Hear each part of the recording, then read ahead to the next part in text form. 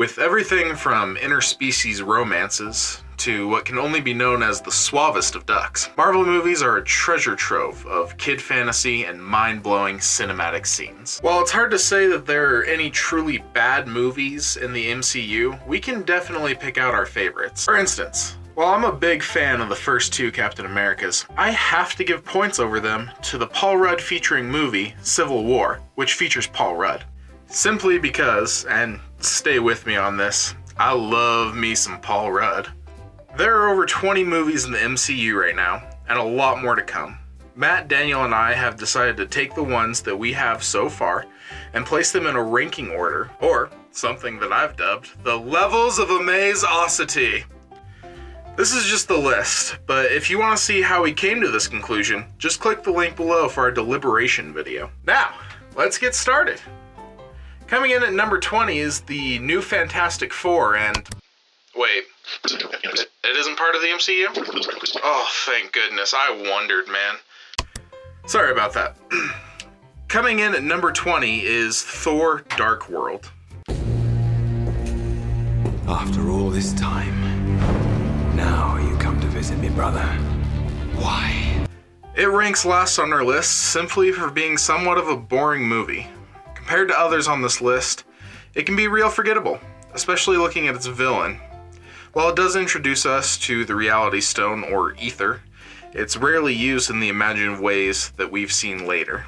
And besides Thor and Loki, it's hard to be as entertained by the other characters. Number 19 is the first Thor. Who are you? We have it here for much of the same reasoning as Dark World, but with a slightly better storyline and a few good jokes. Number 18, we have Iron Man 2. I have successfully privatized world peace. While important to the universe, as all these movies are... That's debatable. Shh, this is my time.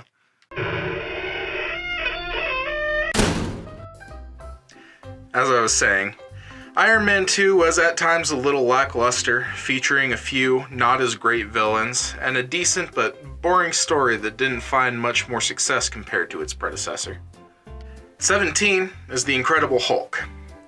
I don't want to control it. I want to get rid of it. Our only performance from Edward Norton gave us a fun but not fully satisfying movie that we were hoping for, and a little more commitment to the relationship afterwards. Iron Man 3 slides into our 16 spot. Got a lot of apologies to make. Similar to the second, the action was a little bit more exciting and we got more depth from Tony than we did before. The throwaway of the Mandarin, though, still has us a little troubled. Alright, we're moving up from the movies that were just and into the movies that are more of a okay. At number 15, we got Ant-Man and the Wasp. She seems more intense. With a little less charm and coherence than the first, this movie still gave us a fun trip and a sympathetic villain. Not to mention, once again, Paul Rudd. 14, Black Panther. Don't freeze. I never freeze. An interesting new hero with the ability to glow purple and steer cars from the outside, this movie was good, but was more about the politics than the hero himself. Not to say that we didn't love Wakanda and the technology or people within. At 13, we decided to put Doctor Strange. What's this, my mantra? Is the Wi-Fi password?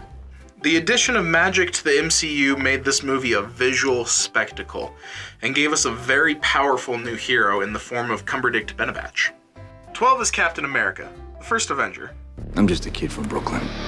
It boils down to it, this movie is really just two strong guys fighting each other, but our love of Steve Rogers and our hate of Nazis, along with Matt's weird obsession with perfectly circular shield-like objects, brings this movie ahead of others. Our 11 spot award goes to The Avengers. Take that away, what are you? Genius, billionaire, playboy, philanthropist. Bringing several of our favorite heroes together for the first time, this movie was an absolute blast. Only on the wrong half of this list because of all the great movies ahead of it.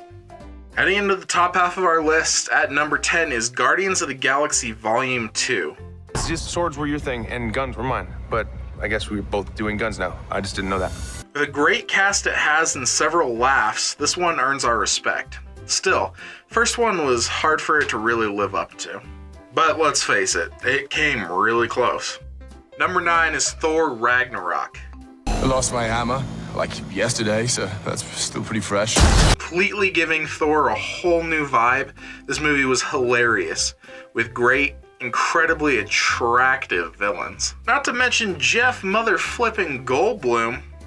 Now bringing in one of our favorite sassy evil robots is Age of Ultron at number 8. That's the best you can do! You had to ask. I mean, this line alone had me in tears. I'm glad you asked that because I wanted to take this time to explain my evil plan. Round 2 of the whole group getting together was truly an adventure that left us on the edge of our seats. Number 7 gives us Ant-Man. What do you want me to do? I want you to break into a place and steal some stuff. Makes sense. Obligatory shout out to Paul. Fun and unique, this movie gave us a new hero that we loved, even though many of us had never really heard of him before. Ranking at number 6 on the levels of amazosity is the Winter Soldier. You do anything fun Saturday night? Well, all the guys in my barbershop quartet are dead, so no, not really. Cap taking down Hydra from within S.H.I.E.L.D. and fighting his best friend along the way gave us a lot of great action and emotion that we can look forward to through each rewatch. Alright, we're moving into our top 5, where each one of these movies had you leaving the theater thinking to yourself, dang, Gina? At the top of that 5, we start off with Spider-Man Homecoming. What's up, guys? Wait a minute. You guys aren't the real Avengers. I can tell Hulk gives it away. Tom Holland gave us the best live-action Spider-Man to date, with an even better villain in Michael Keaton's Vulture. Even though it's a tight story focused on Peter finding his role as a superhero, it fits very nicely into the whole MCU universe. The Marvel Cinematic Universe. Huh. Well, number 4 is Guardians of the Galaxy. They call themselves the Guardians of the Galaxy. What a bunch of a-holes. A fantastic ensemble cast shows us how these misfits came together to save the galaxy and the Power Stone via dance battle.